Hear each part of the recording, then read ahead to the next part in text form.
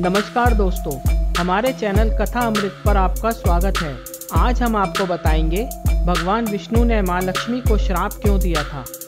पौराणिक कथा के अनुसार एक बार भगवान विष्णु का पृथ्वी लोक पर भ्रमण करने का मन हुआ तो लक्ष्मी जी भी उनके साथ चलने की जिद करने लगी। विष्णु जी बोले, अगर तुम मेरी बात मानोगी तभी तुम मेरे साथ चल सकती हो। लक्ष्मी जी ने स्वीकार किया और दोनों पृथ्वी लोक पर आ गए और घूमने लगे। कुछ देर बाद एक जगह भगवान विष्णु लक्ष्मी जी से बोले, मैं दक्षिण दिशा की ओर जा रहा हूँ, तुम उधर मत देखना।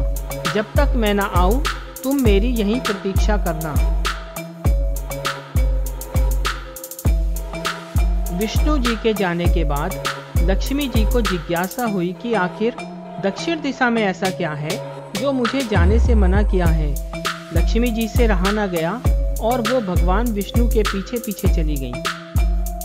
कुछ दूर पर उन्हें सरसों का खेत दिखाई दिया। वहाँ बहुत खूबसूरत फूल लगे हुए थे।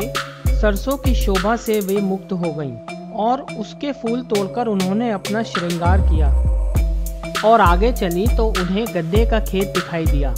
लक्ष्मी जी गन्ने तोड़कर चूसने लगी। उसी समय विष्णु जी वहाँ आए और लक्ष्मी जी को देखकर बहुत क्रोधित हुए और बोले, मैंने तुम्हें इधर आने को मना किया था पर तुम नहीं मानी और यह किसान की चोरी का अपराध कर बैठी। मैं तुम्हें श्राप देता हूँ, अब तुम इस अपराध की सजा के रूप में उस किसान की 12 वर्ष तक सेवा करो। ऐसा कहकर भगवान उन्हें छोड़कर बैकुंठ चले गए। भगवान विष्णु के आदेश अनुसार लक्ष्मी जी उस गरीब किसान के घर रहने लगी। लक्ष्मी जी के वास करने से उसका घर अन्न धन रत्न स्वर्ण आदि से भर गया। किसान के 12 वर्ष बड़े आनंद से कट गए।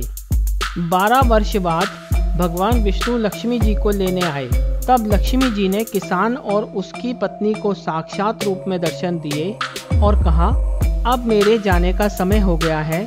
मुझे श्राप मिला था, इसीलिए 12 वर्ष से तुम्हारी सेवा कर रही थी। तुम्हारी सेवा का समय पूरा हो चुका है। यह सुनकर किसान बहुत डर गया। उसने सोचा, लक्ष्मी जी चली गई तो मैं फिर से गरीब हो जाऊंगा, इसलिए उसने लक्ष्मी जी को भेजने से इनकार कर दिया। तब लक्ष्मी जी ने कहा, हे किसान, तुम मुझे रोकना चाहते हो तो जो मैं कहती हूँ वैसा करना। कल तेरस है, तुम कल घर को लीप पोत कर स्वच्छ करना, रात्रि में घी का दीपक जलाकर रखना और सायंकाल मेरा पूजन करना और तांबे के कलश में रुपए भरकर मेरे लिए रखना। मैं उस कलश में निवास करूंगी। इस एक दिन की पूजा से वर्ष भर में तुम्हारे घर में वास करूंगी। अगले दिन किसान ने लक्ष्मी जी के कहे अनुसार पूजन किया। उसका घर धन धान्य से पूर्ण हो गया। ऐसी मान्यता है कि तब से तेरस के दिन धन की देवी की पूजा की परंपरा शुरू हुई और आज भी मां लक्ष्मी की कृपा प्राप्त करने के लिए धनतेरस का त्यौहार मनाया जाता है।